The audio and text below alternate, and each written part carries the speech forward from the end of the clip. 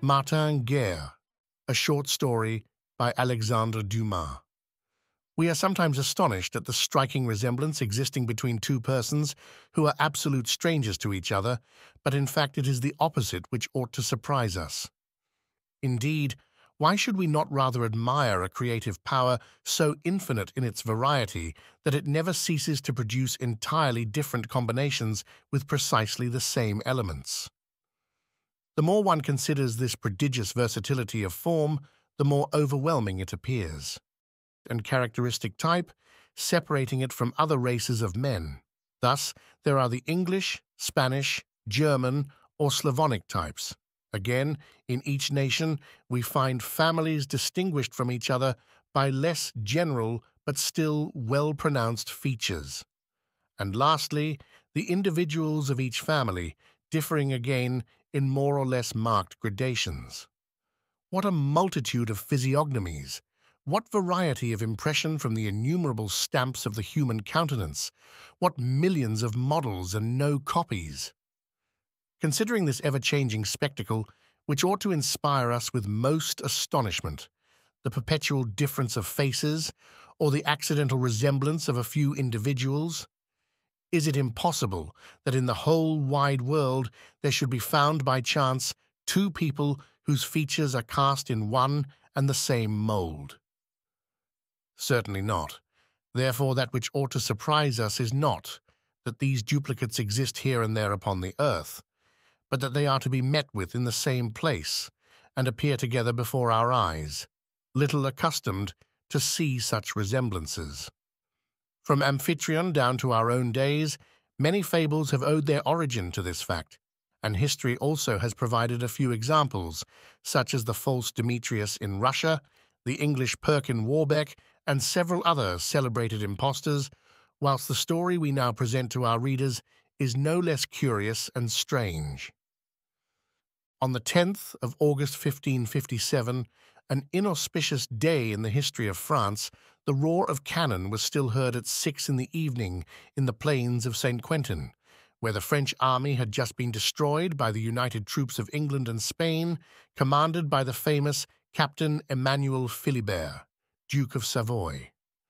An utterly beaten infantry, the Constable Montmorency, and several generals taken prisoner, the Duc d'Enghien mortally wounded, the flower of the nobility cut down like grass. Such were the terrible results of a battle which plunged France into mourning, and which would have been a blot on the reign of Henry II had not the Duke of Guise obtained a brilliant revenge the following year. And in a little village less than a mile from the field of battle were to be heard the groans of the wounded and dying, who had been carried thither from the field of battle. The inhabitants had given up their houses to be used as hospitals, and 2 or 3 barber surgeons went hither and thither, hastily ordering operations which they left to their assistants, and driving out fugitives who had contrived to accompany the wounded under pretense of assisting friends or near relations. They had already expelled a good number of these poor fellows, when, opening the door of a small room, they found a soldier soaked in blood, lying on a rough mat, and another soldier apparently attending on him with the utmost care. "Who are you?" said one of the surgeons to the sufferer. "I don't think you belong to our French troops." "Help!" cried the soldier. "Only help me, and may God bless you for it."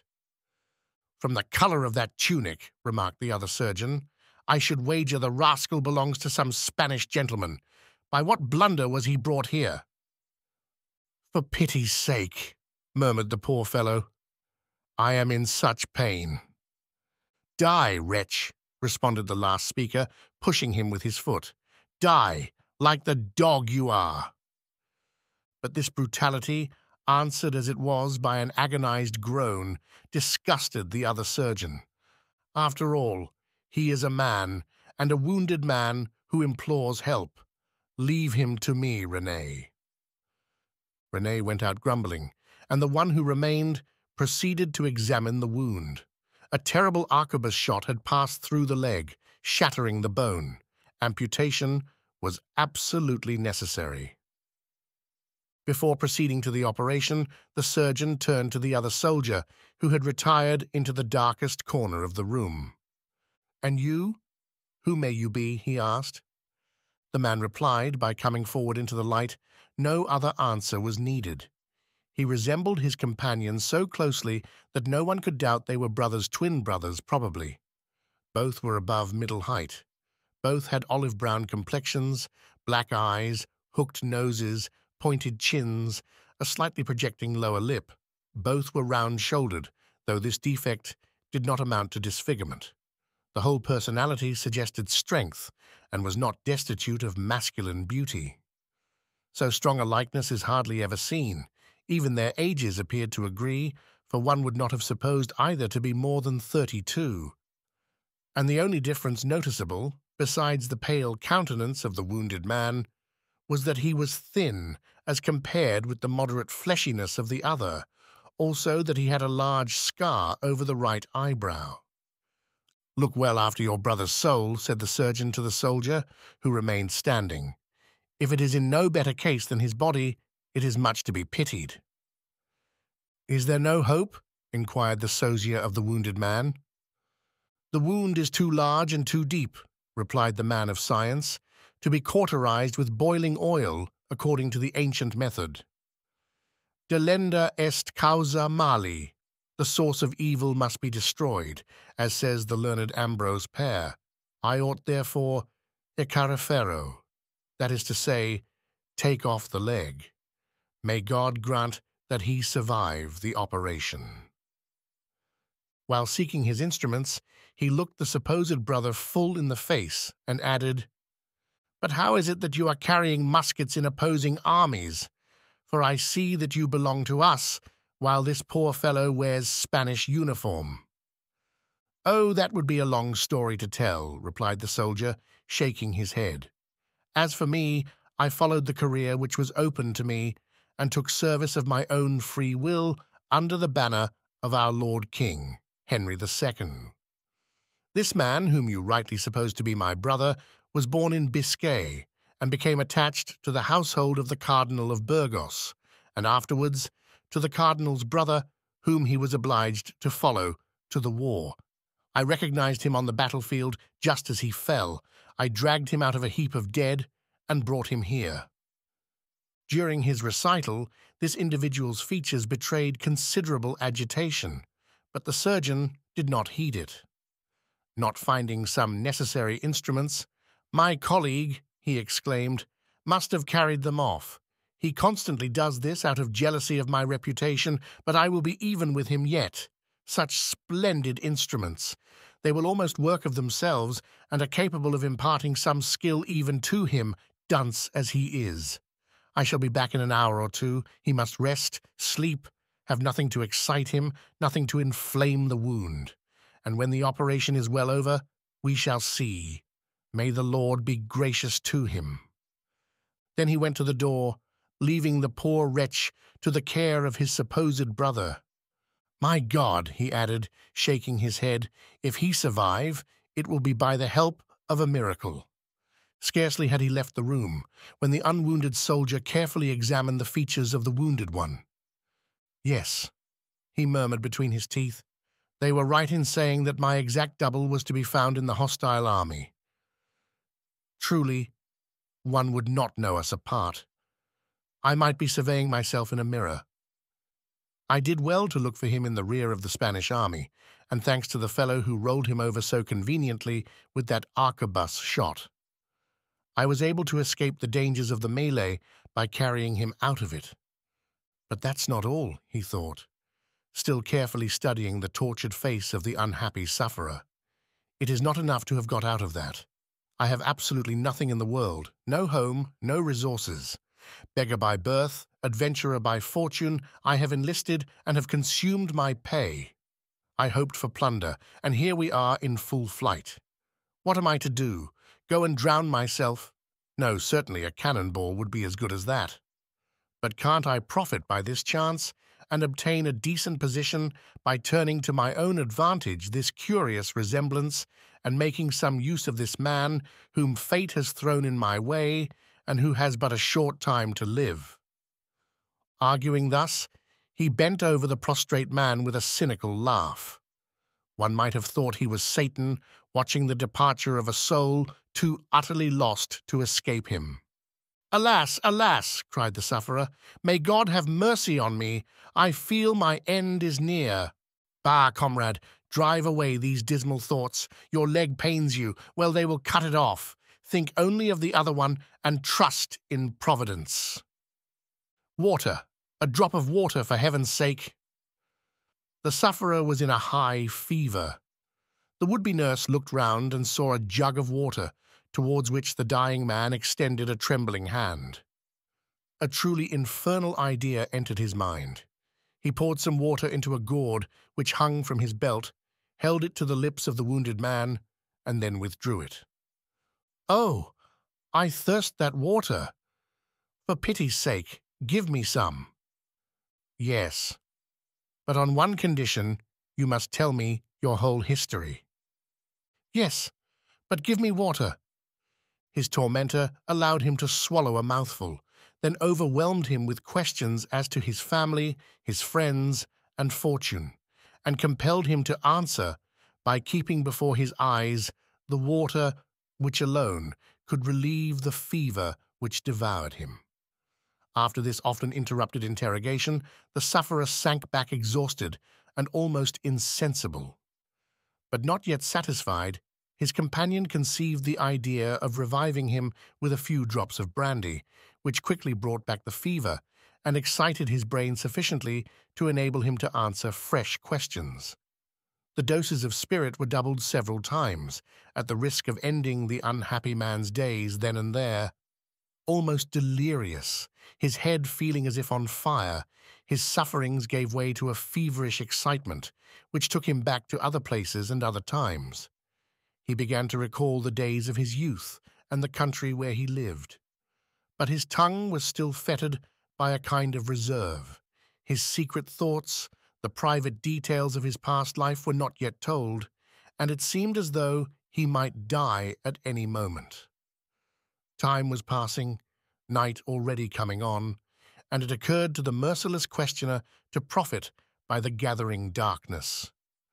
By a few solemn words, he aroused the religious feelings of the sufferer, terrified him by speaking of the punishments of another life and the flames of hell, until to the delirious fancy of the sick man he took the form of a judge who could either deliver him to eternal damnation or open the gates of heaven to him.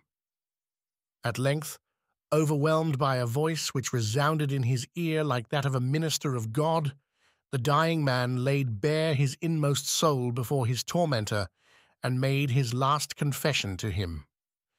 Yet a few moments, and the executioner, he deserves no other name, hangs over his victim, opens his tunic, seizes some papers and a few coins, half draws his dagger, but thinks better of it. Then, contemptuously spurning the victim as the other surgeon had done, "I might kill you," he says, "but it would be a useless murder. It would only be hastening your last sigh by an hour or two and advancing my claims to your inheritance by the same space of time." And he adds mockingly, "Farewell, my brother." The wounded soldier utters a feeble groan. The adventurer leaves the room. 4 months later, a woman sat at the door of a house at one end of the village of Artigues, near Rieux, and played with a child about 9 or 10 years of age. Still young, she had the brown complexion of southern women, and her beautiful black hair fell in curls about her face. Her flashing eyes occasionally betrayed hidden passions, concealed, however, beneath an apparent indifference and lassitude, and her wasted form seemed to acknowledge the existence of some secret grief. An observer would have divined a shattered life, a withered happiness, a soul grievously wounded. Her dress was that of a wealthy peasant, and she wore one of the long gowns with hanging sleeves which were in fashion in the 16th century. The house in front of which she sat belonged to her, so also the immense field which adjoined the garden. Her attention was divided between the play of her son and the orders she was giving to an old servant, when an exclamation from the child startled her. Mother, he cried. Mother, there he is! She looked where the child pointed and saw a young boy turning the corner of the street. Yes, continued the child, that is the lad who, when I was playing with the other boys yesterday, called me all sorts of bad names. What sort of names, my child? There was one I did not understand, but it must have been a very bad one, for the other boys all pointed at me and left me alone. He called me, and he said it was only what his mother had told him. He called me a wicked bastard. His mother's face became purple with indignation. What?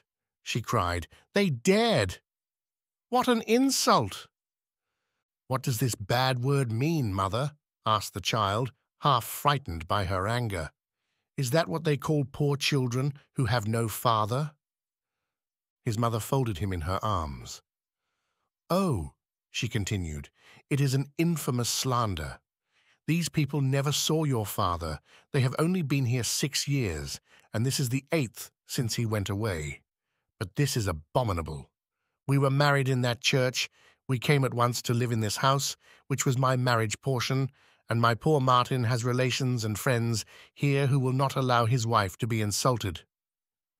Say rather his widow, interrupted a solemn voice. Ah, uncle, exclaimed the woman, turning towards an old man who had just emerged from the house. Yes, Bertrand, continued the newcomer, you must get reconciled to the idea that my nephew has ceased to exist. I am sure he was not such a fool as to have remained all this time without letting us hear from him. He was not the fellow to go off at a tangent on account of a domestic quarrel which you have never vouchsafed to explain to me, and to retain his anger during all these 8 years. Where did he go? What did he do? We none of us know, neither you nor I, nor anybody else. He is assuredly dead, and lies in some graveyard far enough from here. May God have mercy on his soul. Bertranda, weeping, made the sign of the cross, and bowed her head upon her hands. Goodbye, Sanxi, said the uncle, tapping the child's cheek. Sanxi turned sulkily away. There was certainly nothing specially attractive about the uncle. He belonged to a type which children instinctively dislike, false, crafty, with squinting eyes which continually appeared to contradict his honeyed tongue. Bertrand, he said, your boy is like his father before him, and only answers my kindness with rudeness. Forgive him, answered the mother. He is very young, and does not understand the respect due to his father's uncle. I will teach him better things. He will soon learn that he ought to be grateful for the care you have taken of his little property. No doubt, said the uncle, trying hard to smile. I will give you a good account of it, for I shall only have to reckon with you two in future. Come, my dear, believe me, your husband is really dead, and you have sorrowed quite enough for a good-for-nothing fellow. Think no more of him. So saying, he departed, leaving the poor young woman a prey to the saddest thoughts. Bertrand de Rolls, naturally gifted with extreme sensibility, on which a careful education had imposed due restraint, had barely completed her 12th year when she was married to Martin Guerre, a boy of about the same age, such precocious unions being then not uncommon, especially in the southern provinces. They were generally settled by considerations of family interest, assisted by the extremely early development habitual to the climate. The young couple lived for a long time as brother and sister, and Bertrand, thus early familiar with the idea of domestic happiness, bestowed her whole affection on the youth, whom she had been taught to regard as her life's companion. He was the alpha and omega of her existence. All her love, all her thoughts were given to him, and when their marriage was at length completed, the birth of a son seemed only another link in the already long existing bond of union. But as many wise men have remarked, a uniform happiness which only attaches women more and more has often upon men a precisely contrary effect, and so it was with Martin Guerre. Of a lively and excitable temperament, he wearied of a yoke which had been imposed so early, and anxious to see the world and enjoy some freedom, he one day took advantage of a domestic difference, in which Bertrande owned herself to have been wrong, and left his house and family. He was sought and awaited in vain. Bertrande spent the first month in vainly expecting his return. Then she betook herself to prayer. But heaven appeared deaf to her supplications. The truant returned not. She wished to go in search of him, but the world is wide, and no single trace remained to guide her. What torture for a tender heart! What suffering for a soul thirsting for love! What sleepless nights! What restless vigils! Years passed thus. Her son was growing up, yet not a word reached her from the man she loved so much. She spoke often of him to the uncomprehending child. She sought to discover his features in those of her boy, but though she endeavored to concentrate her whole affection on her son, she realized that there is suffering which maternal love cannot console, and tears which it cannot dry. Consumed by the strength of the sorrow which ever dwelt in her heart, the poor woman was slowly wasting, worn out by the regrets of the past, the vain desires of the present, and the dreary prospect of the future. And now she had been openly insulted, her feelings as a mother wounded to the quirk, and her husband's uncle, instead of defending and consoling her, could give only cold counsel and unsympathetic words. Pierre Guerre, indeed, was simply a thorough egotist. In his youth, he had been charged with usury.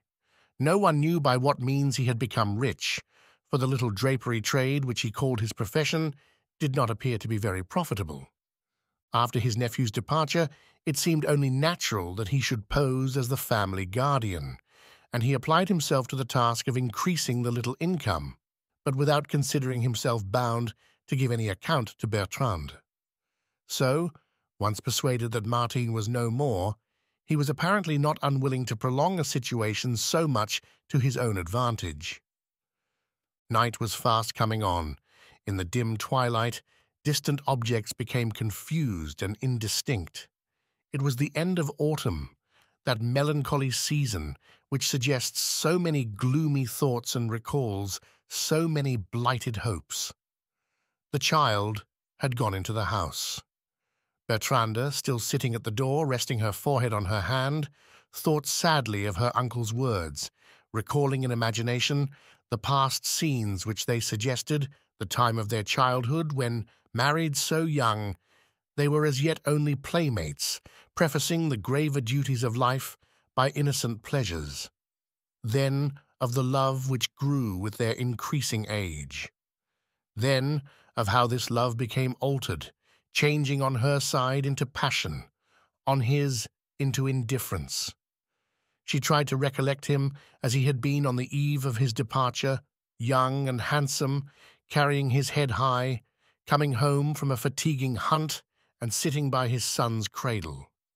And then also she remembered bitterly the jealous suspicions she had conceived, the anger with which she had allowed them to escape her, the consequent quarrel, followed by the disappearance of her offended husband and the 8 succeeding years of solitude and mourning. She wept over his desertion, over the desolation of her life, seeing around her only indifferent or selfish people, and caring only to live for her child's sake, who gave her at least a shadowy reflection of the husband she had lost. Lost, yes, lost forever, she said to herself, sighing, and looking again at the fields whence she had so often seen him coming at this same twilight hour, returning to his home for the evening meal. She cast a wandering eye on the distant hills, which showed a black outline against a yet fiery western sky, then let it fall on a little grove of olive trees planted on the farther side of the brook which skirted her dwelling. Everything was calm. Approaching night brought silence along with darkness. It was exactly what she saw every evening, but to leave which required always an effort. She rose to re-enter the house when her attention was caught by a movement amongst the trees. For a moment, she thought she was mistaken, but the branches again rustled, then parted asunder, and the form of a man appeared on the other side of the brook.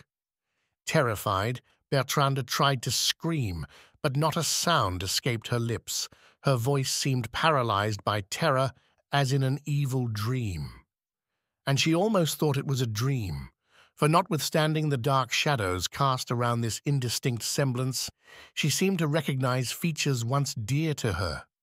Had her bitter reveries ended by making her the victim of a hallucination? She thought her brain was giving way, and sank on her knees to pray for help. But the figure remained. It stood motionless, with folded arms, silently gazing at her. Then she thought of witchcraft, of evil demons, and superstitious as everyone was in those days, she kissed a crucifix which hung from her neck and fell fainting on the ground. With one spring, the phantom crossed the brook and stood beside her. "Bertrande!" it said in a voice of emotion. She raised her head, uttered a piercing cry, and was clasped in her husband's arms. The whole village became aware of this event that same evening.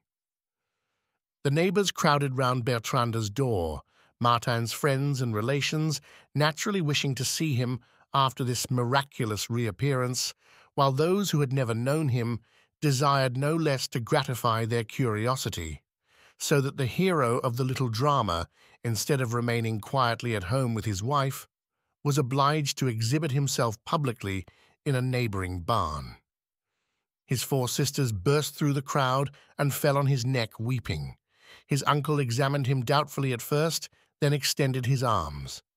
Everybody recognized him, beginning with the old servant Marguerite, who had been with the young couple ever since their wedding day. People observed only that a riper age had strengthened his features and given more character to his countenance and more development to his powerful figure.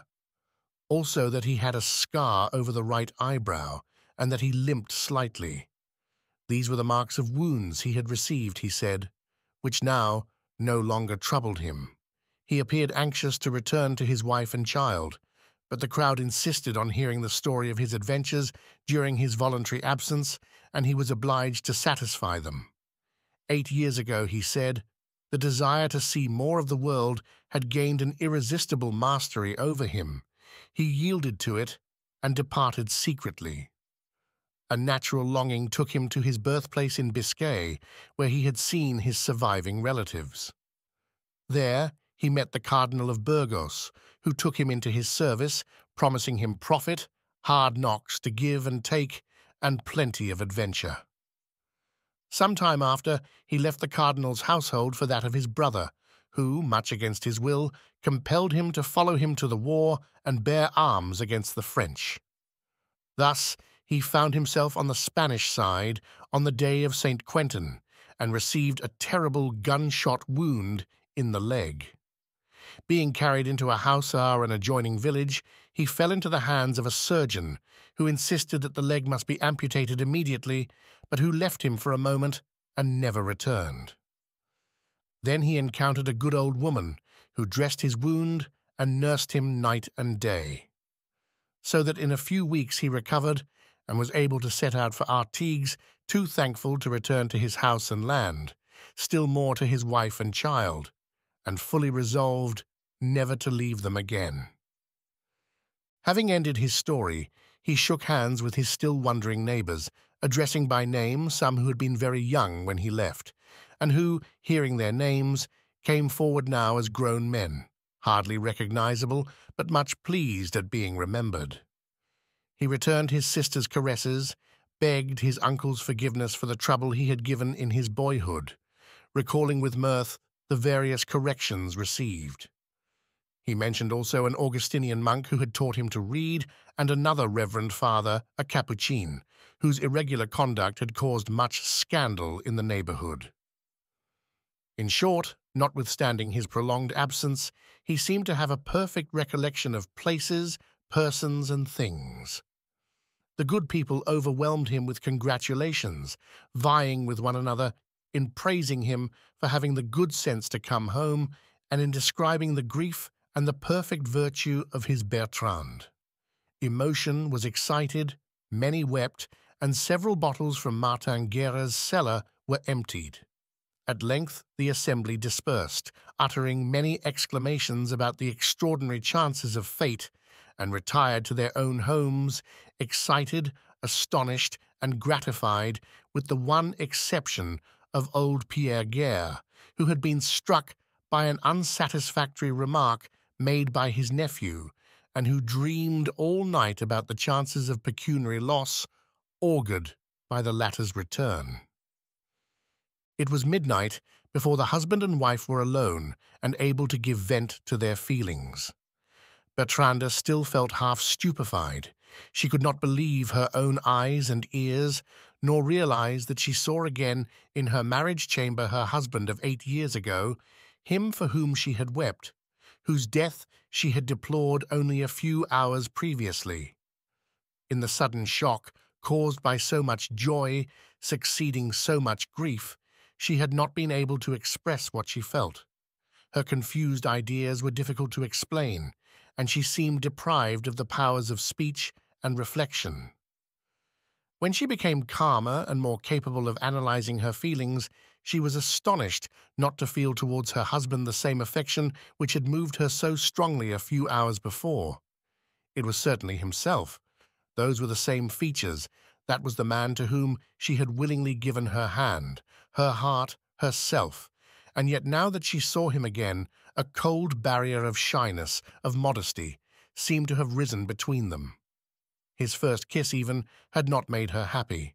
She blushed and felt saddened, a curious result of the long absence. She could not define the changes wrought by years in his appearance.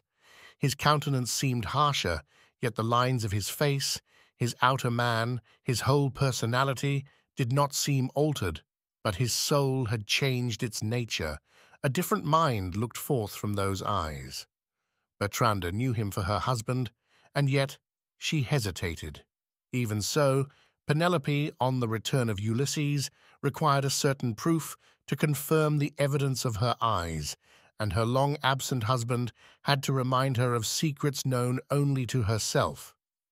Martin, however, as if he understood Bertrande's feeling and divined some secret mistrust, used the most tender and affectionate phrases, and even the very pet names which close intimacy had formerly endeared to them. "My queen," he said, "my beautiful dove, can you not lay aside your resentment? Is it still so strong that no submission can soften it? Cannot my repentance find grace in your eyes? My Bertrande, my Bertha, my Bertranilla, as I used to call you." She tried to smile, but stopped short, puzzled. The names were the very same, but the inflection of voice quite different. Martin took her hands in his. "What pretty hands! Do you still wear my ring?" "Yes, here it is, and with it the sapphire ring I gave you the day Sanxi was born." Bertrande did not answer, but she took the child and placed him in his father's arms. Martin showered caresses on his son and spoke of the time when he carried him as a baby in the garden, lifting him up to the fruit trees so that he could reach and try to bite the fruit. He recollected one day when the poor child got his leg terribly torn by thorns, and convinced himself, not without emotion, that the scar could still be seen. Bertrande was touched by this display of affectionate recollections, and felt vexed at her own coldness. She came up to Martin and laid her hand in his. He said gently, "My departure caused you great grief. I now repent what I did, but I was young, I was proud, and your reproaches were unjust." "Ah," said she, "you have not forgotten the cause of our quarrel? It was little Rose, our neighbor, whom you said I was making love to, because you found us together at the spring in the little wood. I explained that we met only by chance, besides she was only a child. But you would not listen, and in your anger— "Ah, forgive me, Martin, forgive me," she interrupted, in confusion. "In your blind anger you took up, I know not what, something which lay handy, and flung it at me. And here is the mark," he continued, smiling. "This scar, which is still to be seen. "Oh, Martin!" Bertranda exclaimed. "Can you ever forgive me?" "As you see," Martin replied, kissing her tenderly. Much moved, Bertranda swept aside his hair and looked at the scar visible on his forehead. "But," she said with surprise not free from alarm, "this scar seems to me like a fresh one." "Ah," Martin explained with a little embarrassment, "it reopened lately, but I had thought no more about it. Let us forget it, Bertranda. I should not like a recollection which might make you think yourself less dear to me than you once were." And he drew her upon his knee. She repelled him gently. "Send the child to bed," said Martin. "Tomorrow shall be for him. Tonight you have the first place, Bertranda, you only." The boy kissed his father and went. Bertranda came and knelt beside her husband, regarding him attentively with an uneasy smile, which did not appear to please him by any means. "What is the matter?" said he. "Why do you examine me thus?" "I do not know. Forgive me, oh, forgive me. But the happiness of seeing you was so great and unexpected. It is all like a dream. I must try to become accustomed to it. Give me some time to collect myself. Let me spend this night in prayer. I ought to offer my joy and my thanksgiving to Almighty God." "Not so," interrupted her husband, passing his arms round her neck and stroking her beautiful hair. "No, 'tis to me that your first thoughts are due.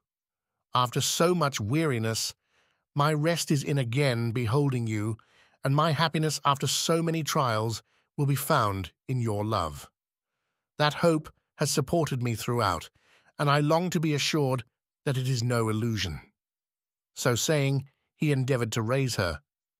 "Oh," she murmured, "I pray you leave me." "What?" he exclaimed angrily. "Bertranda, is this your love? Is it thus you keep faith with me? You will make me doubt the evidence of your friends. You will make me think that indifference, or even another love—" "You insult me," said Bertranda, rising to her feet. He caught her in his arms. "No, no, I think nothing which could wound you, my queen, and I believe your fidelity, even as before, you know, on that first journey, when you wrote me these loving letters which I have treasured ever since. Here they are." And he drew forth some papers, on which Bertranda recognized her own handwriting. "Yes," he continued, "I have read and reread them. See, you spoke then of your love and the sorrows of absence. But why all this trouble and terror? You tremble, just as you did when I first received you from your father's hands. It was here, in this very room. You begged me then to leave you, to let you spend the night in prayer. But I insisted, do you remember? And pressed you to my heart, as I do now." "Oh," she murmured weakly, "have pity." But the words were intercepted by a kiss, and the remembrance of the past, the happiness of the present, resumed their sway. The imaginary terrors were forgotten, and the curtains closed around the marriage bed. The next day was a festival in the village of Artigues. Martin returned the visits of all who had come to welcome him the previous night, and there were endless recognitions and embracings. The young men remembered that he had played with them when they were little. The old men that they had been at his wedding when he was only 12. The women remembered having envied Bertrand, especially the pretty Rose, daughter of Marcel, the apothecary, she who had roused the demon of jealousy in the poor wife's heart. And Rose knew quite well that the jealousy was not without some cause, for Martin had indeed shown her attention, and she was unable to see him again without emotion. She was now the wife of a rich peasant, ugly, old, and jealous, and she compared, sighing, her unhappy lot with that of her more fortunate neighbor. Martin's sisters detained him amongst them, and spoke of their childish games, and of their parents, both dead in Biscay. Martin dried the tears which flowed at these recollections of the past, and turned their thoughts to rejoicing. Banquets were given and received. Martin invited all his relations and former friends, and easy gaiety prevailed. It was remarked that the hero of the feast refrained from wine. He was thereupon reproached, but answered that on account of the wounds he had received, he was obliged to avoid excess. The excuse was admitted, the result of Martin's precautions being that he kept a clear head on his shoulders, while all the rest had their tongues loosed by drunkenness. "Ah!" exclaimed one of the guests, who had studied a little medicine, "Martin is quite right to be afraid of drink. Wounds which have thoroughly healed may be reopened and inflamed by intemperance, and wine, in the case of recent wounds, is deadly poison. Men have died on the field of battle in an hour or two merely because they had swallowed a little brandy." Martin Guerre grew pale and began a conversation with the pretty Rose, his neighbor. Bertrande observed this, but without uneasiness. She had suffered too much from her former suspicions. Besides, her husband showed her so much affection that she was now quite happy. When the first few days were over, Martin began to look into his affairs. His property had suffered by his long absence, and he was obliged to go to Biscay to claim his little estate there, the law having already laid hands upon it. It was several months before, by dint of making judicious sacrifices, he could regain possession of the house and fields which had belonged to his father. This at last accomplished, he returned to Artigues in order to resume the management of his wife's property, and with this end in view, about 11 months after his return, he paid a visit to his uncle Pierre. Pierre was expecting him. He was extremely polite, desired Martin to sit down, overwhelmed him with compliments, knitting his brows as he discovered that his nephew decidedly meant business. Martin broke silence. "Uncle," he said, "I come to thank you for the care you have taken of my wife's property. She could never have managed it alone. You have received the income in the family interest. As a good guardian, I expected no less from your affection. But now that I have returned, and am free from other cares, we will go over the accounts, if you please." His uncle coughed and cleared his voice before replying, then said slowly, as if counting his words, "It is all accounted for, my dear nephew. Heaven be praised. I don't owe you anything." "What?" exclaimed the astonished Martin. "But the whole income?" "Was well and properly employed in the maintenance of your wife and child." "What? 1,000 livres for that? And Bertrande lived alone, so quietly and simply. Nonsense! It is impossible." "Any surplus?" resumed the old man, quite unmoved. "Any surplus went to pay the expenses of seed time and harvest." "What? At a time when labor costs next to nothing?" "Here is the account," said Pierre. "Then the account is a false one," returned his nephew. Pierre thought it advisable to appear extremely offended and angry, and Martin, exasperated at his evident dishonesty, took still higher ground, and threatened to bring an action against him. Pierre ordered him to leave the house, and suiting actions to words, took hold of his arm to enforce his departure. Martin, furious, turned and raised his fist to strike. "What, strike your uncle, wretched boy?" exclaimed the old man. Martin's hand dropped, but he left the house uttering reproaches and insults, among which Pierre distinguished, "Cheat that you are." "That is a word I shall remember," cried the angry old man, slamming his door violently. Martin brought an action before the judge at Rieux, and in course of time obtained a decree which, reviewing the accounts presented by Pierre, disallowed them, and condemned the dishonest guardian to pay his nephew 400 livres for each year of his administration. The day on which this sum had to be disbursed from his strong-box, the old usurer vowed vengeance, but until he could gratify his hatred, he was forced to conceal it, and to receive attempts at reconciliation with a friendly smile. It was not until 6 months later, on the occasion of a joyous festivity, that Martin again set foot in his uncle's house. The bells were ringing for the birth of a child. There was great gaiety at Bertrande's house, where all the guests were waiting on the threshold for the godfather in order to take the infant to church, and when Martin appeared, escorting his uncle, who was adorned with a huge bouquet for the occasion, and who now came forward and took the hand of Rose, the pretty godmother. There were cries of joy on all sides.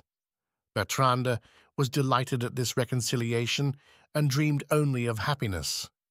She was so happy now, her long sorrow was atoned for, her regret was at an end, her prayers seemed to have been heard, the long interval between the former delights and the present seemed wiped out, as if the bond of union had never been broken, and if she remembered her grief at all, it was only to intensify the new joys by comparison. She loved her husband more than ever. He was full of affection for her, and she was grateful for his love. The past had now no shadow, the future no cloud, and the birth of a daughter, drawing still closer the links which united them, seemed a new pledge of felicity. Alas, the horizon, which appeared so bright and clear to the poor woman, was doomed soon again to be overcast. The very evening of the christening party, a band of musicians and jugglers happened to pass through the village, and the inhabitants showed themselves liberal.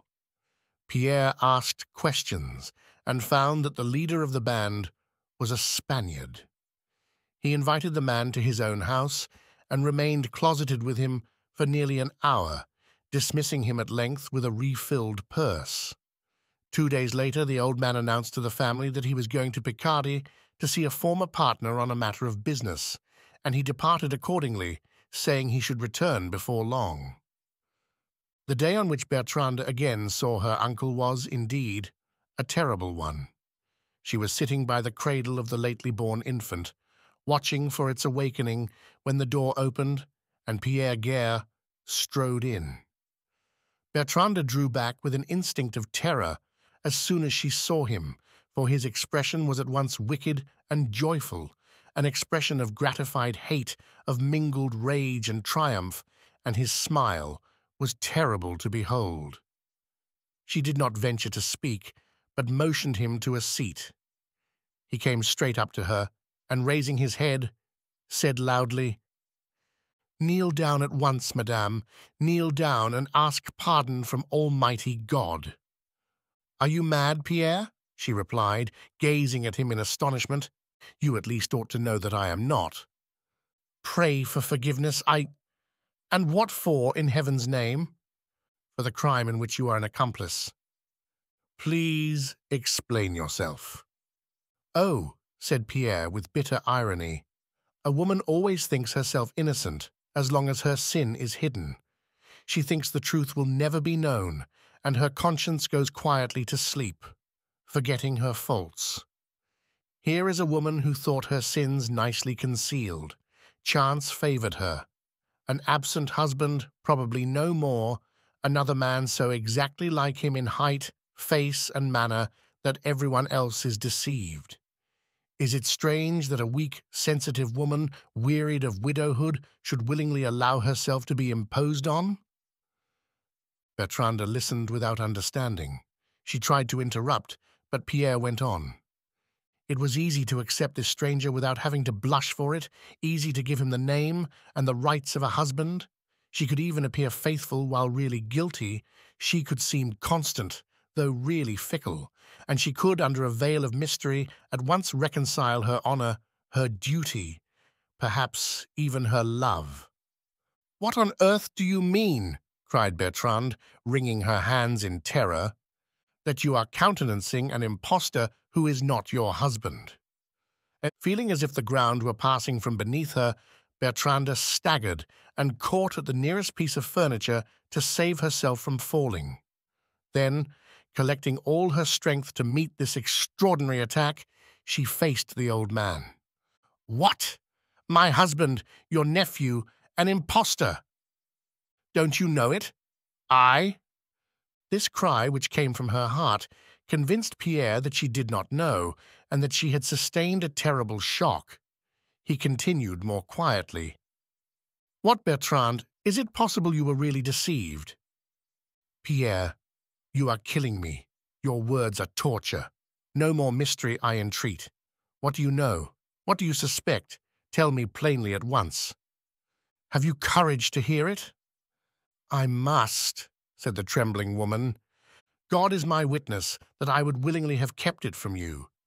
But you must know, if only for the safety of your soul entangled in so deadly a snare, there is yet time if you follow my advice.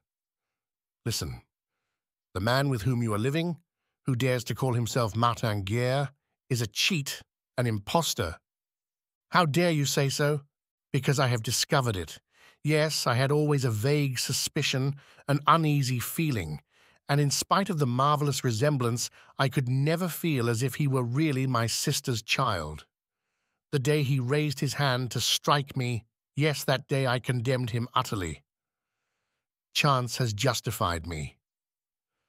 A wandering Spaniard, an old soldier who spent a night in the village here, was also present at the Battle of St. Quentin and saw Martin Guerre receive a terrible gunshot wound in the leg. After the battle, being wounded, he betook himself to the neighboring village and distinctly heard a surgeon in the next room say that a wounded man must have his leg amputated and would very likely not survive the operation. The door opened, he saw the sufferer, and knew him for Martin Guerre. So much the Spaniard told me. Acting on this information, I went on pretense of business to the village he named. I questioned the inhabitants, and this is what I learned. "Well," said Bertrand, pale and gasping with emotion, "I learned that the wounded man had his leg taken off, and as the surgeon predicted, he must have died in a few hours, for he was never seen again." Bertrand remained a few moments as if annihilated by this appalling revelation. Then, endeavoring to repel the horrible thought, "No," she cried, "no, it is impossible. It is a lie intended to ruin him, to ruin us all." "What? You do not believe me?" "No, never, never." "Say rather you pretend to disbelieve me. The truth has pierced your heart, but you wish to deny it. Think, however, of the danger to your immortal soul." "Silence, wretched man. No, God would not send me so terrible a trial. What proof can you show of the truth of your words?" "The witnesses I have mentioned." "Nothing more?" "No, not as yet. Fine proofs indeed. The story of a vagabond who flattered your hatred in hope of a reward, the gossip of a distant village, the recollections of 10 years back, and finally, your own word, the word of a man who seeks only revenge, the word of a man who swore to make Martin pay dearly for the results of his own avarice, a man of furious passions such as yours. No, Pierre, no, I do not believe you, and I never will. Other people may perhaps be less incredulous, and if I accuse him publicly, then I shall contradict you publicly." And coming quickly forward, her eyes shining with virtuous anger. "Leave this house, go," she said. "It is you yourself who are the impostor. Go." "I shall yet know how to convince everyone, and will make you acknowledge it," cried the furious old man. He went out, and Bertrand sank exhausted into a chair. All the strength which had supported her against Pierre vanished as soon as she was alone, and in spite of her resistance to suspicion, the terrible light of doubt penetrated her heart and extinguished the pure torch of trustfulness which had guided her hitherto, a doubt, alas, which attacked at once her honor and her love, for she loved with all a woman's tender affection.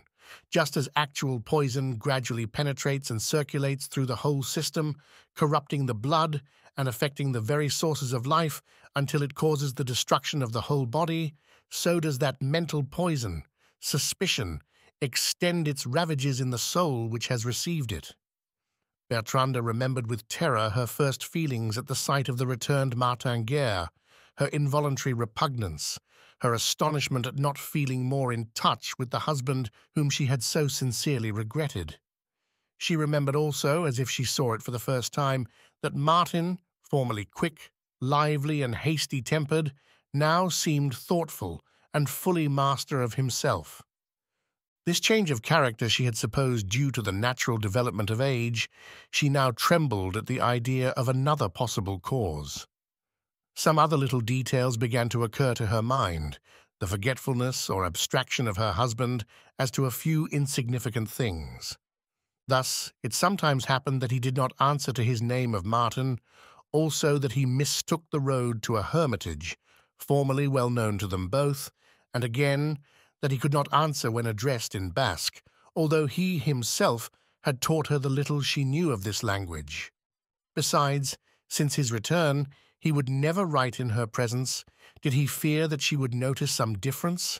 She had paid little or no attention to these trifles. Now, pieced together, they assumed an alarming importance. An appalling terror seized Bertrande. Was she to remain in this uncertainty, or should she seek an explanation which might prove her destruction? And how discover the truth?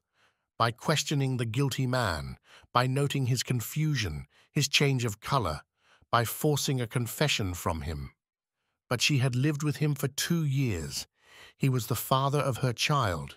She could not ruin him without ruining herself, and, an explanation once sought, she could neither punish him and escape disgrace, nor pardon him without sharing his guilt. To reproach him with his conduct and then keep silence would destroy her peace forever. To cause a scandal by denouncing him would bring dishonor upon herself and her child. Night found her involved in these hideous perplexities, too weak to surmount them. An icy chill came over her, she went to bed, and awoke in a high fever. For several days she hovered between life and death, and Martin Guerre bestowed the most tender care upon her. She was greatly moved thereby, having one of those impressionable minds which recognize kindness fully as much as injury. When she was a little recovered and her mental power began to return, she had only a vague recollection of what had occurred, and thought she had had a frightful dream. She asked if Pierre Guerre had been to see her, and found he had not been near the house.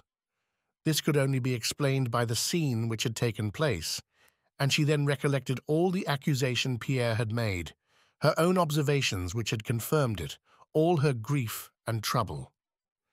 She inquired about the village news.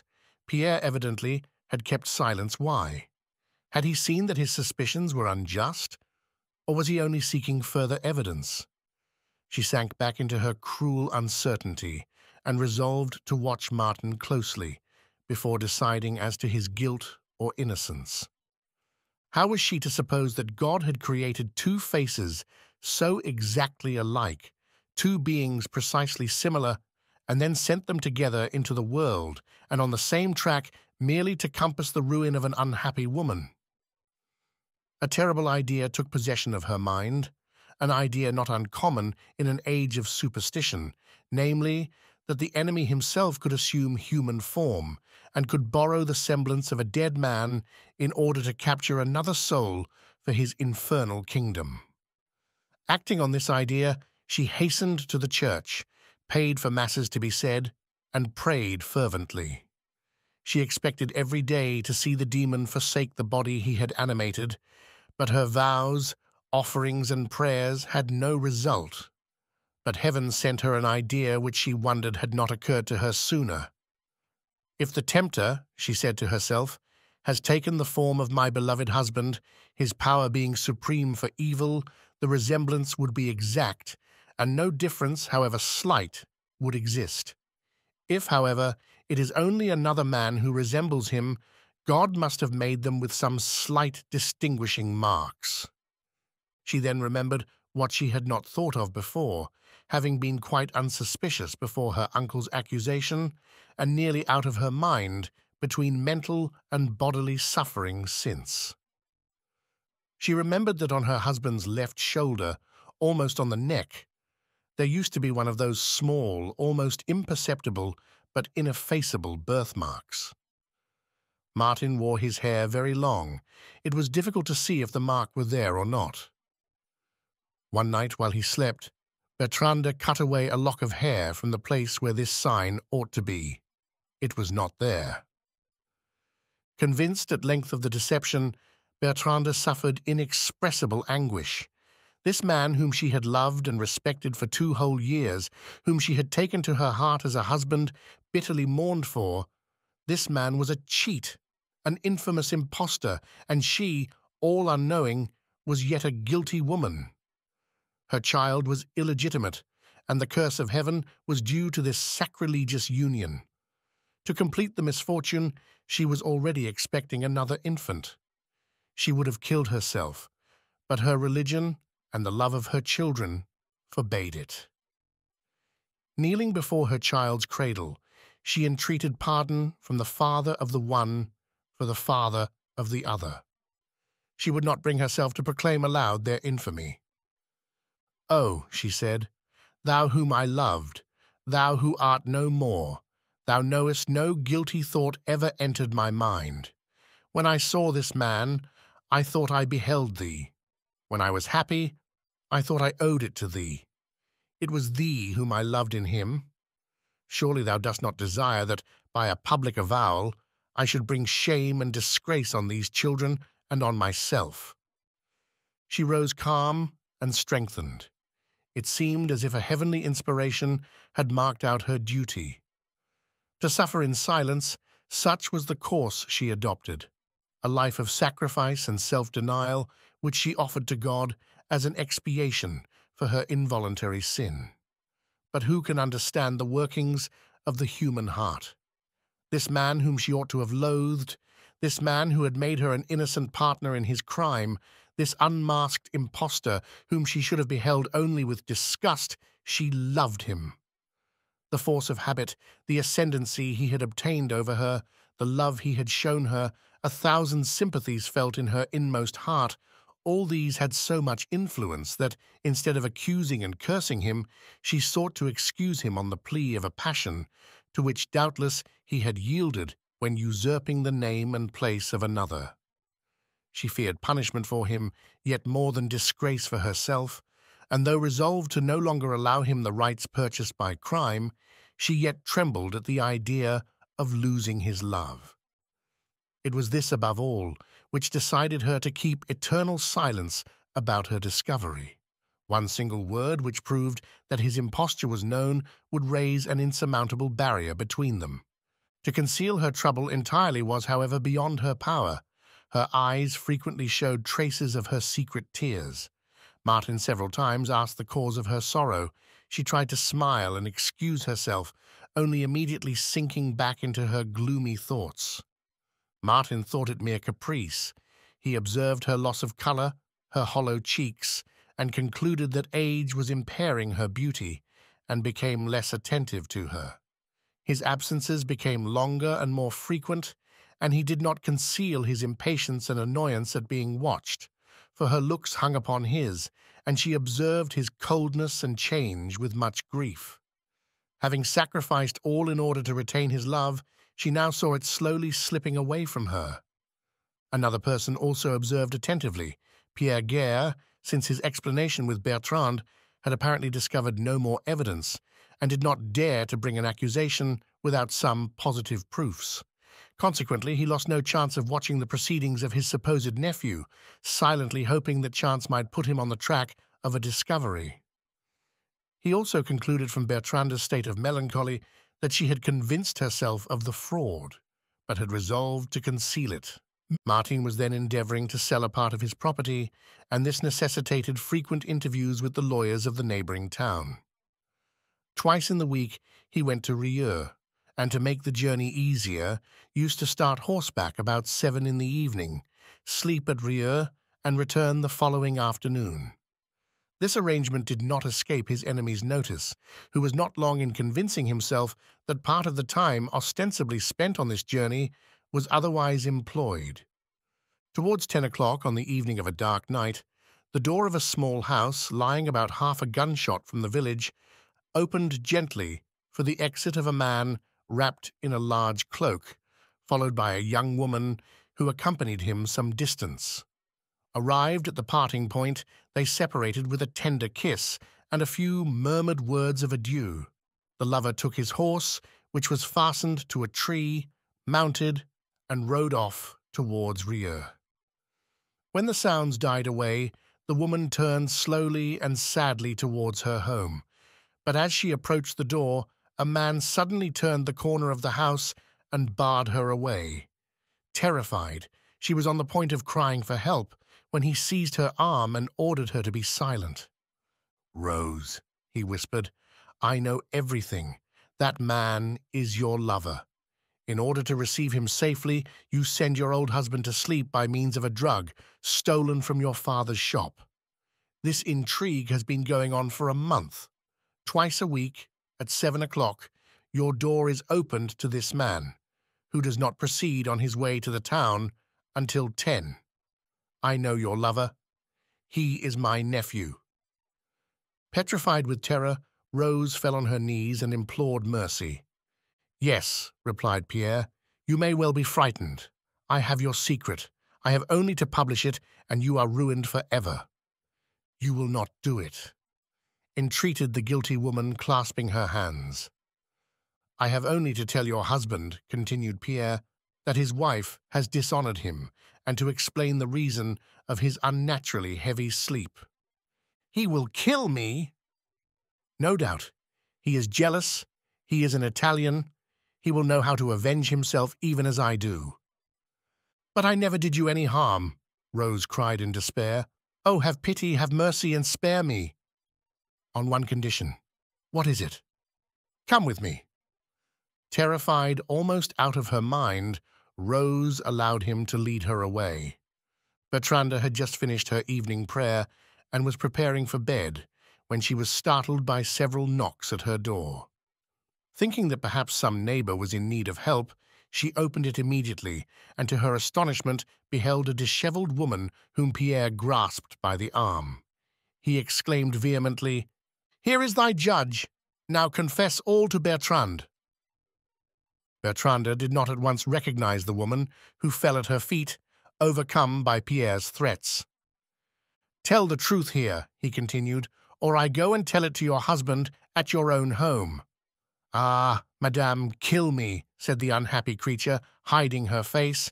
"Let me rather die by your hand than his." Bertrande, bewildered, did not understand the position in the least, but she recognized Rose. "But what is the matter, madame? Why are you here at this hour, pale and weeping? Why has my uncle dragged you hither? I am to judge you, does he say? Of what crime are you guilty?" "Martin might answer that if he were here," remarked Pierre. A lightning flash of jealousy shot through Bertrande's soul at these words. All her former suspicions revived. "What?" she said. "My husband? What do you mean?" "That he left this woman's house only a little while ago, that for a month they have been meeting secretly. You are betrayed. I have seen them, and she does not dare to deny it." "Have mercy!" cried Rose, still kneeling. The cry was a confession. Bertrande became pale as death. "Oh, God!" she murmured. "Deceived, betrayed, and by him." "For a month past," repeated the old man. "Oh, the wretch!" she continued, with increasing passion. "Then his whole life is a lie. He has abused my credulity. He now abuses my love. He does not know me. He thinks he can trample on me, in whose power are his fortune, his honor, his very life itself." Then, turning to Rose, "And you, miserable woman, by what unworthy artifice did you gain his love? Was it by witchcraft, or some poisonous philtre learned from your worthy father?" "Alas, no, madame. My weakness is my only crime, and also my only excuse. I loved him long ago, when I was only a young girl, and these memories have been my ruin." "Memories? What? Did you also think you were loving the same man? Are you also his dupe? Or are you only pretending, in order to find a rag of excuse to cover your wickedness?" It was now Rose who failed to understand. Bertrande continued, with growing excitement. "Yes, it was not enough to usurp the rights of a husband and father. He thought to play his part still better by deceiving the mistress also. Ah, it is amusing, is it not? You also, Rose, you thought he was your old lover. Well, I at least am excusable, I the wife, who only thought she was faithful to her husband." "What does it all mean?" asked the terrified Rose. "It means that this man is an impostor and that I will unmask him. Revenge! Revenge!" Pierre came forward. "Bertrand," he said, "so long as I thought you were happy, when I feared to disturb your peace, I was silent. I repressed my just indignation, and I spared the usurper of the name and rights of my nephew. Do you now give me leave to speak?" "Yes," she replied in a hollow voice. "You will not contradict me?" By way of answer, she sat down by the table and wrote a few hasty lines with a trembling hand, then gave them to Pierre, whose eyes sparkled with joy. "Yes," he said, "vengeance for him, but for her pity. Let this humiliation be her only punishment. I promise silence in return for confession. Will you grant it?" Bertrand assented with a contemptuous gesture. "Go, fear not," said the old man, and Rose went out. Pierre also left the house. Left to herself, Bertrand felt utterly worn out by so much emotion. Indignation gave way to depression. She began to realize what she had done and the scandal which would fall on her own head. Just then her baby awoke and held out its arms, smiling and calling for its father. Its father? Was he not a criminal? Yes. But was it for her to ruin him, to invoke the law, to send him to death after having taken him to her heart, to deliver him to infamy which would recoil on her own head and her child's, and on the infant which was yet unborn? If he had sinned before God, was it not for God to punish him? If against herself, ought she not rather to overwhelm him with contempt? But to invoke the help of strangers to expiate this offense, to lay bare the troubles of her life, to unveil the sanctuary of the nuptial couch, in short, to summon the whole world to behold this fatal scandal, was not that what in her imprudent anger she had really done? She repented bitterly of her haste. She sought to avert the consequences, and notwithstanding the night and the bad weather, she hurried at once to Pierre's dwelling, hoping at all costs to withdraw her denunciation. He was not there. He had at once taken a horse and started for Rieux. Her accusation was already on its way to the magistrates. At break of day, the house where Martin Guerre lodged when at Rieux was surrounded by soldiers. He came forward with confidence and inquired what was wanted. On hearing the accusation, he changed color slightly, then collected himself and made no resistance. When he came before the judge, Bertrand's petition was read to him, declaring him to be an impostor who falsely, audaciously, and treacherously had deceived her by taking the name and assuming the person of Martin Guerre, and demanding that he should be required to entreat pardon from God, the king, and herself. The prisoner listened calmly to the charge and met it courageously, only evincing profound surprise at such a step being taken by a wife who had lived with him for 2 years since his return, and who only now thought of disputing the rights he had so long enjoyed. As he was ignorant both of Bertrand's suspicions and their confirmation, and also of the jealousy which had inspired her accusation, his astonishment was perfectly natural, and did not at all appear to be assumed.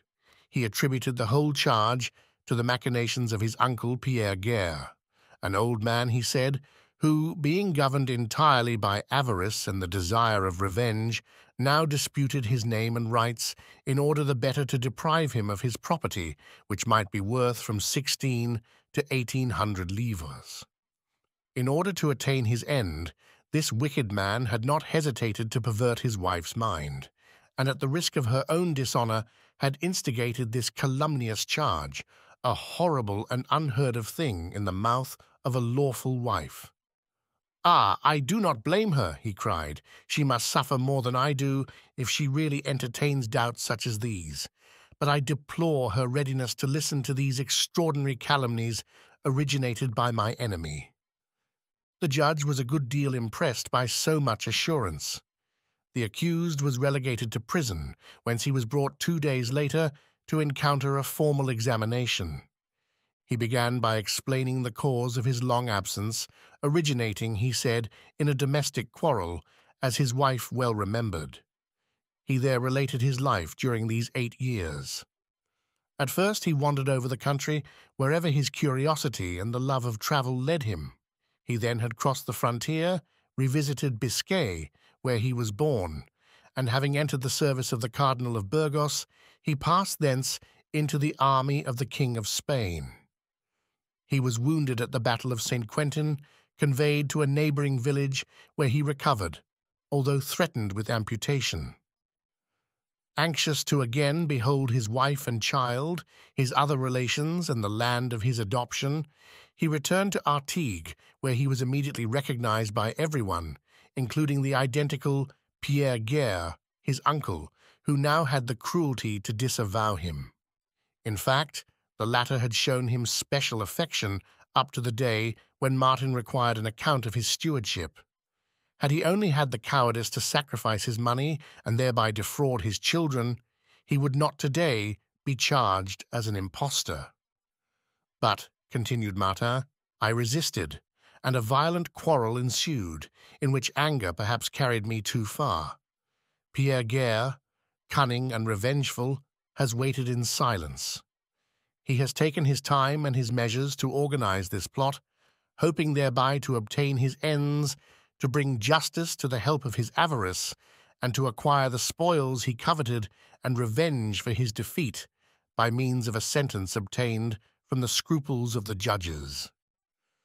Besides these explanations, which did not appear wanting in probability, Martin vehemently protested his innocence, demanding that his wife should be confronted with him and declaring that in his presence she would not sustain the charge of personation brought against him, and that her mind, not being animated by the blind hatred which dominated his persecutor, the truth would undoubtedly prevail. He now, in his turn, demanded that the judge should acknowledge his innocence and prove it by condemning his calumniators to the punishment invoked against himself, that his wife, Bertrande de Rolls, should be secluded in some house where her mind could no longer be perverted, and finally, that his innocence should be declared and expenses and compensations awarded him. After this speech, delivered with warmth and with every token of sincerity, he answered without difficulty all the interrogations of the judge. The following are some of the questions and answers just as they have come down to us. In what part of Biscay were you born? In the village of Ames, province of Guipuscoa. What were the names of your parents? Antonio Guerre and Marie Toriada. Are they still living? My father died June 15th, 1530. My mother survived him 3 years and 12 days. Have you any brothers and sisters? I had one brother who only lived 3 months. My 4 sisters, Inez, Dorothea, Marietta, and Pedrina, all came to live at Artigues when I did. They are there still, and they all recognized me. What is the date of your marriage? January 10th, 1539. Who were present at the ceremony? My father-in-law, my mother-in-law, my uncle, my 2 sisters, Maître Marcel, and his daughter Rose, a neighbor called Claude Perrin, who got drunk at the wedding feast, also Giraud, the poet, who composed verses in our honor. Who was the priest who married you? The old cure, Pascal Guérin, whom I did not find alive when I returned. What special circumstances occurred on the wedding day? At midnight exactly, our neighbor, Catherine Boer, brought us the repast, which is known as medianoche. This woman has recognized me, as also our old Marguerite, who has remained with us ever since the wedding. What is the date of your son's birth? February 10th, 1548, 9 years after our marriage. I was only 12 when the ceremony took place, and did not arrive at manhood till several years later. Give the date of your leaving Artigues. It was in August 1549. As I left the village, I met Claude Perrin and the cure Pascal, and took leave of them. I went towards Beauvais, and I passed through Orléans, Bourges, Limoges, Bordeaux, and Toulouse. If you want the names of people whom I saw and to whom I spoke, you can have them. What more can I say? Never indeed was there a more apparently veracious statement. All the doings of Martin Guerre seemed to be most faithfully described, and surely only himself could thus narrate his own actions. As the historian remarks, alluding to the story of Amphitryon, Mercury himself could not better reproduce all Saussie's actions, gestures, and words than did the false Martin Guerre those of the real one. In accordance with the demand of the accused, Bertrand de Rolls was detained in seclusion in order to remove her from the influence of Pierre Guerre. The latter, however, did not waste time, and during the month spent in examining the witnesses cited by Martin, his diligent enemy, guided by some vague traces, departed on a journey from which he did not return alone. All the witnesses bore out the statement of the accused. The latter heard this in prison and rejoiced, hoping for a speedy release. Before long, he was again brought before the judge, who told him that his deposition had been confirmed by all the witnesses examined. "Do you know of no others?" continued the magistrate. "Have you no relatives except those you have mentioned?" "I have no others," answered the prisoner. "Then what do you say to this man?" said the judge, opening a door. An old man issued forth, who fell on the prisoner's neck, exclaiming, "My nephew!" Martin trembled in every limb, but only for a moment. Promptly recovering himself, and gazing calmly at the newcomer, he asked coolly, "And who may you be?" "What?" said the old man. "Do you not know me? Dare you deny me?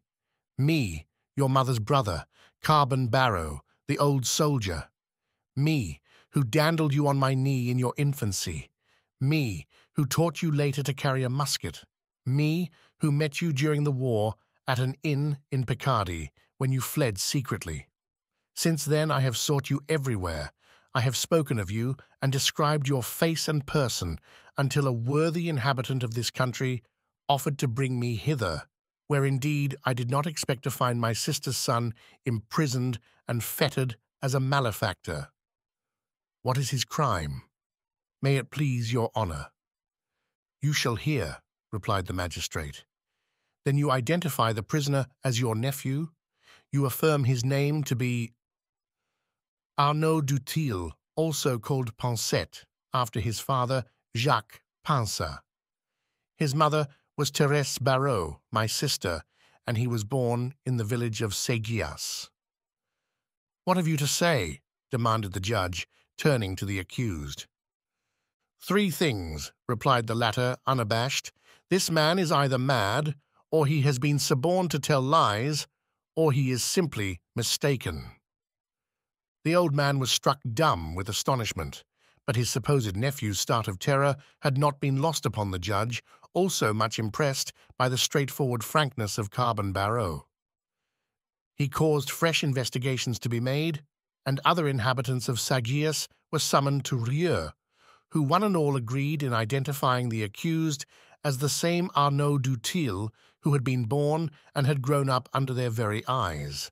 Several deposed that as he grew up he had taken to evil courses and become an adept in theft and lying, not fearing even to take the sacred name of God in vain in order to cover the untruth of his daring assertions. From such testimony the judge naturally concluded that Arnaud Dutil was quite capable of carrying on an imposture, and that the impudence which he displayed was natural to his character. Moreover, he noted that the prisoner who averred that he was born in Biscay knew only a few words of the Basque language, and used these quite wrongly. He heard later another witness who deposed that the original Martin Guerre was a good wrestler and skilled in the art of fence, whereas the prisoner, having wished to try what he could do, showed no skill whatever. Finally, a shoemaker was interrogated, and his evidence was not the least damning. Martin Guerre, he declared, required 12 holes to lace his boots, and his surprise had been great when he found those of the prisoner had only 9. Considering all these points, and the cumulative evidence, the judge of Rieux set aside the favorable testimony, which he concluded had been the outcome of general credulity imposed on by an extraordinary resemblance. He gave due weight also to Bertrande's accusation, although she had never confirmed it, and now maintained an obstinate silence. And he pronounced a judgment by which Arnauld du Thill was declared attainted and convicted of imposture, and was therefore condemned to be beheaded, after which his body should be divided into 4 quarters and exposed at the 4 corners of the town. This sentence, as soon as it was known, caused much diversity of opinion in the town. The prisoner's enemies praised the wisdom of the judge, and those less prejudiced condemned his decision, as such conflicting testimony left room for doubt. Besides, it was thought that the possession of property and the future of the children required much consideration, also that the most absolute certainty was demanded before annulling a past of 2 whole years, untroubled by any counterclaim whatever. The condemned man appealed from this sentence to the Parliament of Toulouse. This court decided that the case required more careful consideration than had yet been given to it, and began by ordering Arnauld du Thill to be confronted with Pierre Guerre and Bertrand de Rolles. Who can say what feelings animate a man who, already once condemned, finds himself subjected to a second trial? The torture scarcely ended begins again, and hope, though reduced to a shadow, regains her sway over his imagination, which clings to her skirts, as it were, with desperation. The exhausting efforts must be recommenced. It is the last struggle, a struggle which is more desperate in proportion as there is less strength to maintain it. In this case, the defendant was not one of those who are easily cast down. He collected all his energy, all his courage, hoping to come victoriously out of the new combat which lay before him. The magistrates assembled in the great hall of the Parliament, and the prisoner appeared before them. He had first to deal with Pierre, and confronted him calmly, letting him speak without showing any emotion. He then replied with indignant reproaches, dwelling on Pierre's greed and avarice, his vows of vengeance, the means employed to work upon Bertrand, his secret maneuvers in order to gain his ends, and the unheard-of animosity displayed in hunting up accusers, witnesses, and calumniators. He defied Pierre to prove that he was not Martin Guerre, his nephew, inasmuch as Pierre had publicly acknowledged and embraced him, and his tardy suspicions only dated from the time of their violent quarrel. His language was so strong and vehement that Pierre became confused and was unable to answer, and the encounter turned entirely in Arnaud's favor, who seemed to overawe his adversary from a height of injured innocence, while the latter appeared as a disconcerted slanderer. The scene of his confrontation with Bertrande took a wholly different character. The poor woman, pale, cast down, worn by sorrow, came staggering before the tribunal in an almost fainting condition. She endeavored to collect herself, but as soon as she saw the prisoner, she hung her head and covered her face with her hands. He approached her and besought her, in the gentlest accents, not to persist in an accusation which might send him to the scaffold, not thus to avenge any sins he might have committed against her, although he could not reproach himself with any really serious fault. Bertrande started, and murmured in a whisper, "And Rose." "Ah!" Arnauld exclaimed, astonished at this revelation. His part was instantly taken. Turning to the judges, "Gentlemen," he said, "my wife is a jealous woman. 10 years ago, when I left her, she had formed these suspicions. They were the cause of my voluntary exile. Today she again accuses me of guilty relations with the same person. I neither deny nor acknowledge them, but I affirm that it is the blind passion of jealousy which, aided by my uncle's suggestions, guided my wife's hand when she signed this denunciation." Bertrande remained silent. "Do you dare," he continued, turning towards her, "do you dare to swear before God that jealousy did not inspire you with the wish to ruin me." "And you," she replied, "dare you swear that I was deceived in my suspicions?" "You see, gentlemen," exclaimed the prisoner triumphantly, "her jealousy breaks forth before your eyes. Whether I am or am not guilty of the sin she attributes to me is not the question for you to decide. Can you conscientiously admit the testimony of a woman who, after publicly acknowledging me, after receiving me in her house, after living 2 years in perfect amity with me, has, in a fit of angry vengeance, thought she could give the lie to all her wards and actions? Ah, Bertrande," he continued, "if it only concerned my life, I think I could forgive a madness of which your love is both the cause and the excuse. But you are a mother. Think of that. My punishment will recoil on the head of my daughter, who is unhappy enough to have been born since our reunion, and also on our unborn child, which you condemn beforehand, to curse the union which gave it being. Think of this, Bertrande. You will have to answer before God for what you are now doing." The unhappy woman fell on her knees, weeping.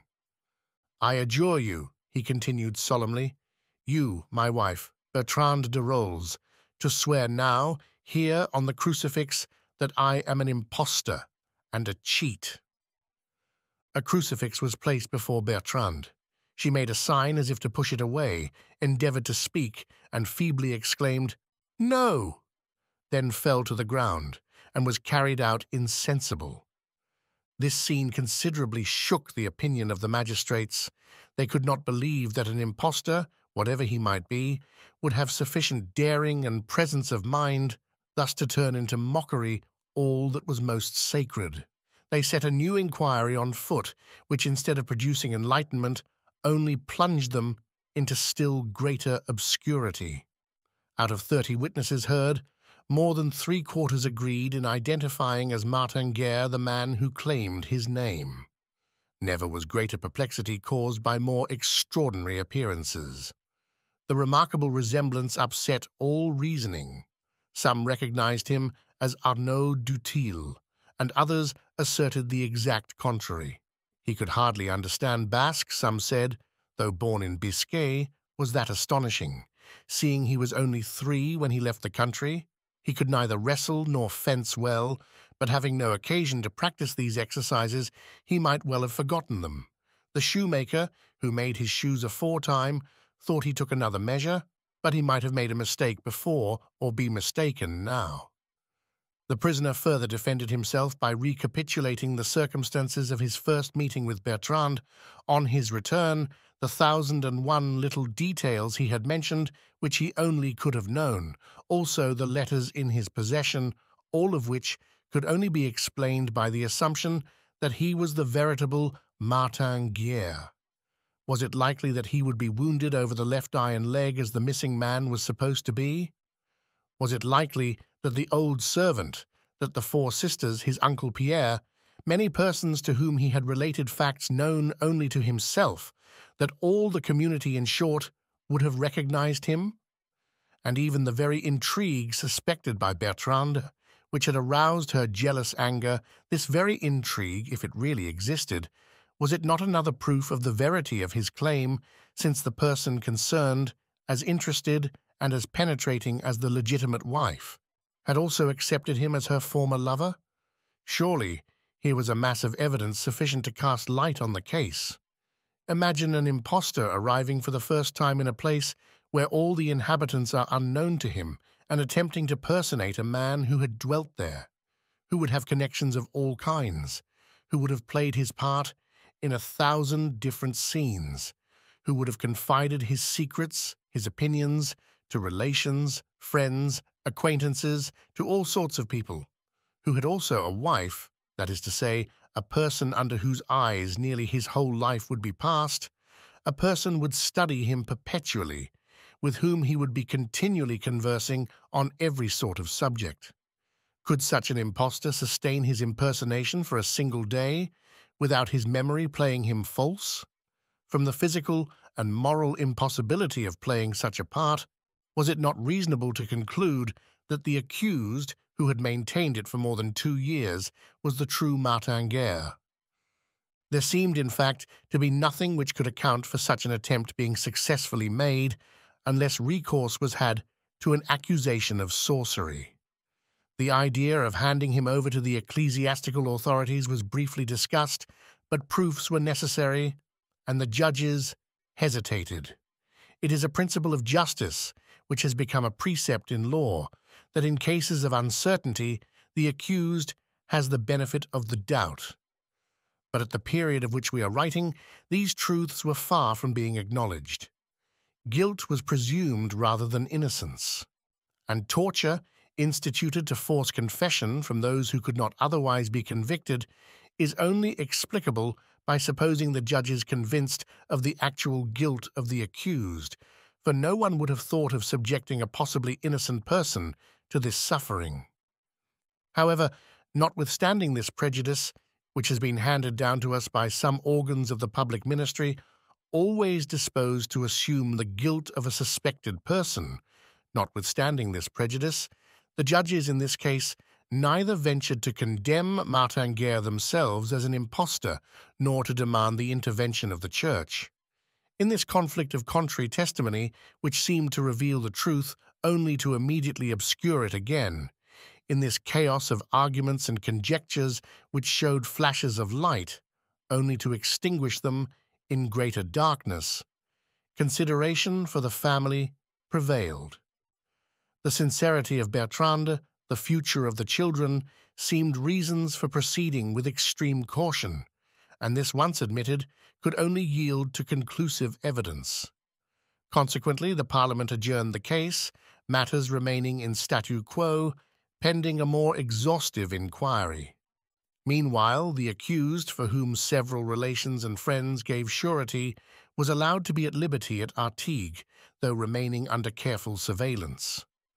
Bertrande therefore again saw him an inmate of the house, as if no doubts had ever been cast on the legitimacy of their union. What thoughts passed through her mind during the long tete-a-tete? She had accused this man of imposture, and now, notwithstanding her secret conviction, she was obliged to appear as if she had no suspicion, as if she had been mistaken, to humiliate herself before the impostor, and ask forgiveness for the insanity of her conduct. For having publicly renounced her accusation by refusing to swear to it, she had no alternative left. In order to sustain her part and to save the honor of her children, she must treat this man as her husband and appear submissive and repentant.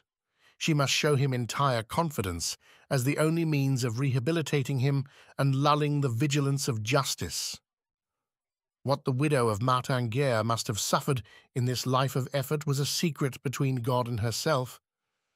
But she looked at her little daughter, she thought of her fast approaching confinement, and took courage. One evening, towards nightfall, she was sitting near him in the most private corner of the garden, with her little child on her knee, whilst the adventurer, sunk in gloomy thoughts, absently stroked Sanxy's fair head.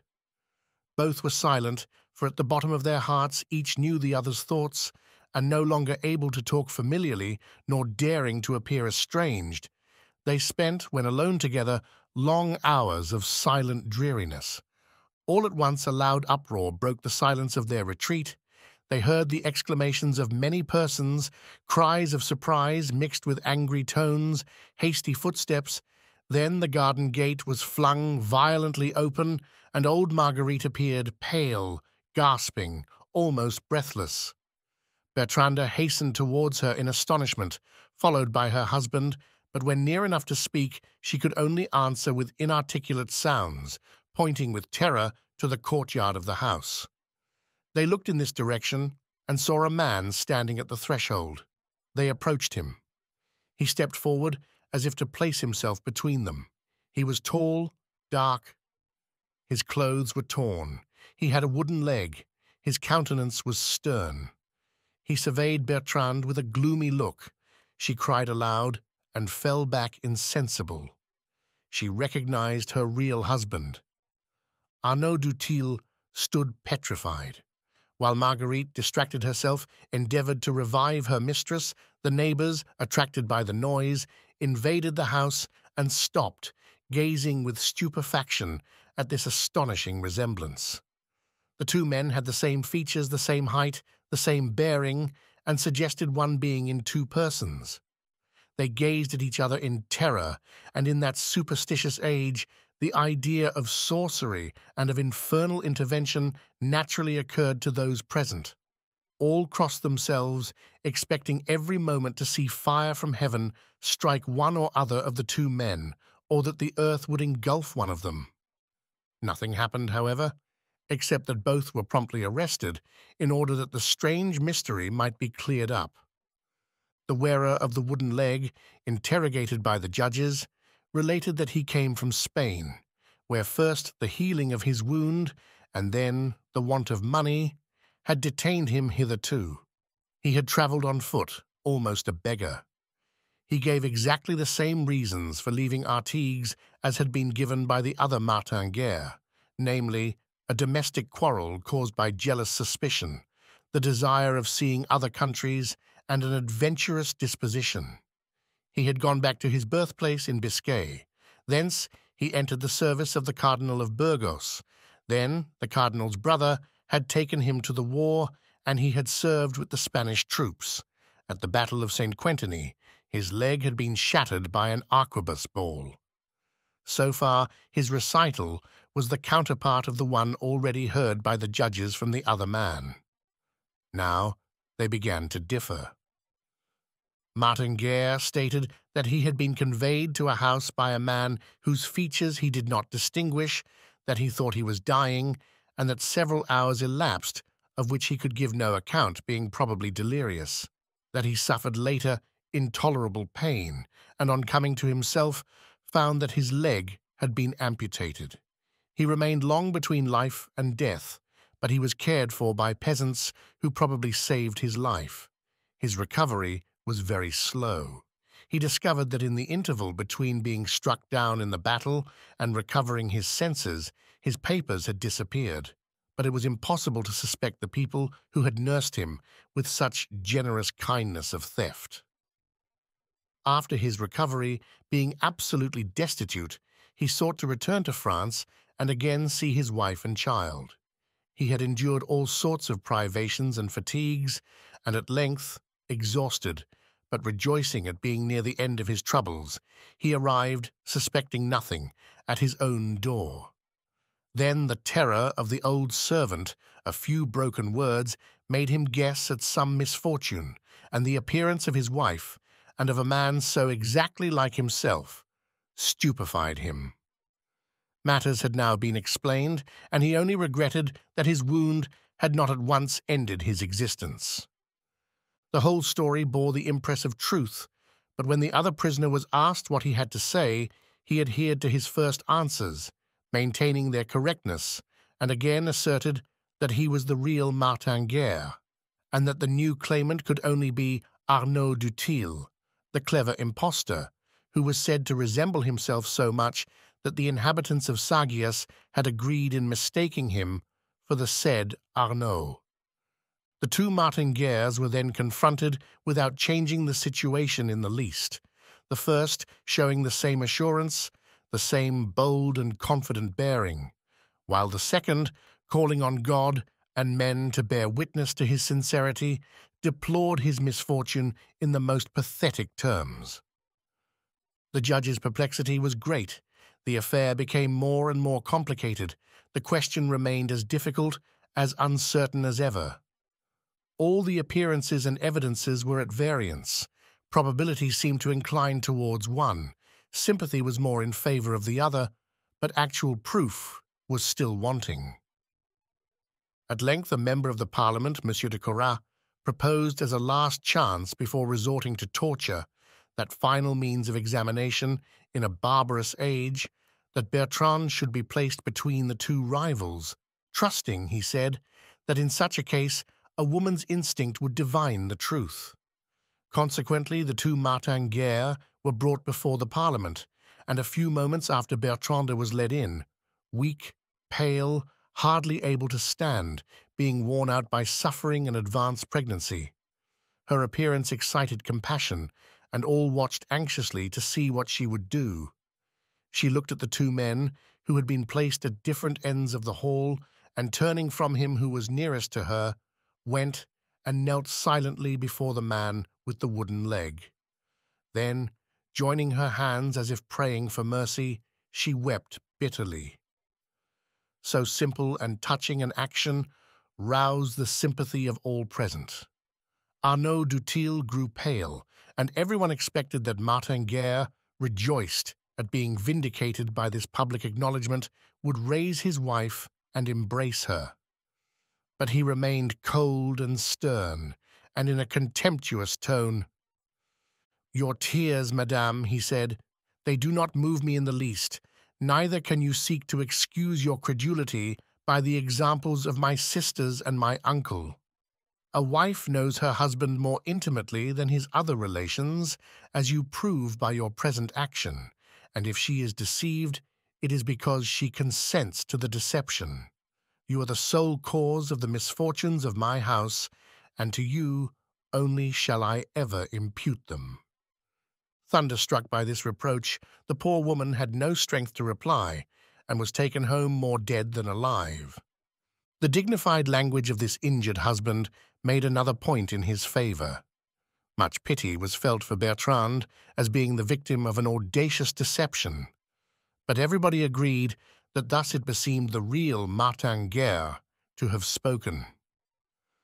After the ordeal gone through by the wife had been also essayed by the sisters and other relatives, who one and all followed Bertrand's example and accepted the newcomer, the court, having fully deliberated, passed the following sentence, which we transcribe literally. Having reviewed the trial of Arnaud Dutil, or Pansette, calling himself Martin Guerre, a prisoner in the conciergerie, who appeals from the decision of the judge of Rieux, etc., we declare that this court negatives the appeal and defense of the said Arnaud Dutil, and as punishment and amends for the imposture, deception, assumption of name and of person, adultery, rape, sacrilege, theft, larceny, and other deeds committed by the aforesaid Dutil, and causing the above-mentioned trial. This court has condemned and condemns him to do penance before the church of Artigues, kneeling, clad in his shirt only, bareheaded and barefoot, a halter on his neck, and a burning torch in his hand.